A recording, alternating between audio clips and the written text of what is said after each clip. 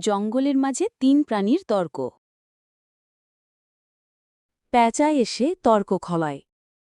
আমি জঙ্গলের রাজা, আমার আছে শক্তি, গর্জনেই সবাই কাঁপে, তাই আমিই শ্রেষ্ঠ।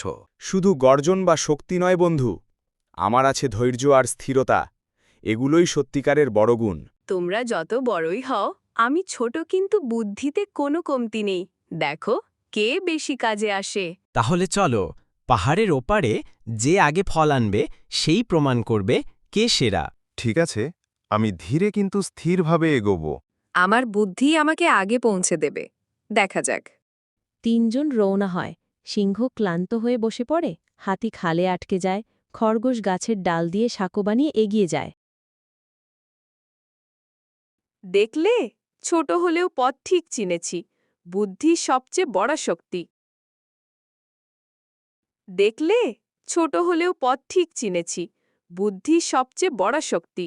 আমার গর্জন কোনো কাজে এলো না, তুমি সত্যিই বুদ্ধিমান। ধৈর্যও সাহায্য করল না একা।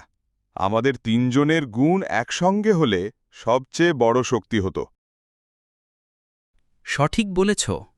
শক্তি, ধৈর্য আর বুদ্ধি ৩টি একসঙ্গে থাকলেই সত্যিকারের সাফল্য আসে।